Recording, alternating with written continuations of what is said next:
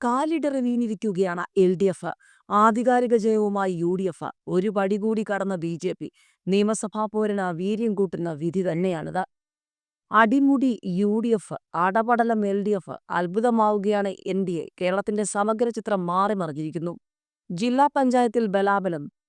തിരിച്ചടികൾക്കിടയിലും ആകെ LDFന് ആശ്വാസമാകുന്ന തെരഞ്ഞെടുപ്പ് ഫലം. കേരളത്തെ സംബന്ധിച്ച് നിയമസഭാ തെരഞ്ഞെടുപ്പിന്റെ സെമിഫൈനൽ എന്നാണ് തദ്ദേശ തെരഞ്ഞെടുപ്പിനെ വിശേഷിപ്പിക്കുന്നത്. ഈ തെരഞ്ഞെടുപ്പിൽ നേട്ടമുണ്ടാക്കിയത് പ്രതിപക്ഷമായ UDF-ഉം. ഗ്രാമപഞ്ചായത്തിലും ബ്ലോക്ക് പഞ്ചായത്തിലും മുനിസിപ്പാലിറ്റിയിലും കോർപ്പറേഷനിലുമെല്ലാം UDF വ്യക്തമായ മേൽക്കൈ നേടി. ഭരണകക്ഷിയായ LDFന് ആകെ ആശ്വസിക്കാൻ വക നൽകുന്നത് ജില്ലാ പഞ്ചായത്തുകളുടെ ഫലം മാത്രമാണ്. ആകെ 14 ജില്ലാ പഞ്ചായത്തുകളിൽ 7-7 എന്ന നിലയിലാണ് ഫലം.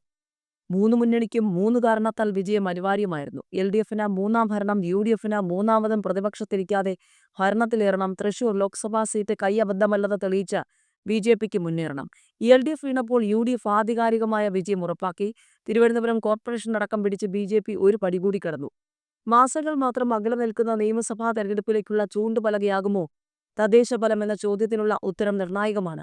തദ്ദേശ പോരാട്ടത്തിൽ സാധാരണ ഇടതുപക്ഷം മേൽക്കൈ നേടുന്നത് പതിവ് തെറ്റി. പാർലമെന്റ് തെരഞ്ഞെടുപ്പിലെ ഉജ്ജ്വല വിജയം, ചേലക്കര ഒഴികെയുള്ള ഉപതെരഞ്ഞെടുപ്പുകളിലെ വിജയം എന്നിവയ്ക്ക് ശേഷം തദ്ദേശ വിജയം കൂടിയാകുമ്പോൾ സംസ്ഥാന ഭരണത്തിലേക്ക് ഒരു പടി കൂടി അടുക്കുന്നുവെന്നാണ് UDFന്റെ വിലയിരുത്തൽ. വോട്ടർമാരെ അപമാനിച്ചു. MM മണി പ്രസ്താവന പിൻവലിച്ച് മാപ്പ് പറയണമെന്ന് KPCC പ്രസിഡന്റ്.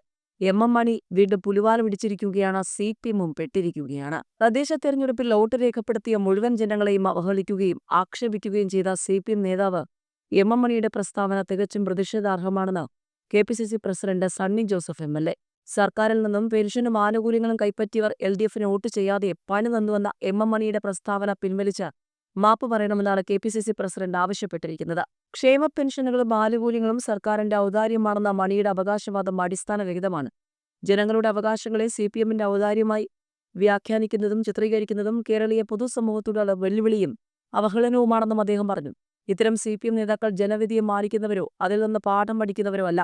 CPM നേതാക്കളുടെ മനസ്സിലിരിപ്പാണ് MM മണിയുടെ പ്രസ്താവനയിലൂടെ പുറത്തുവന്നതെന്നും സണ്ണി ജോസഫ് കുറ്റപ്പെടുത്തി.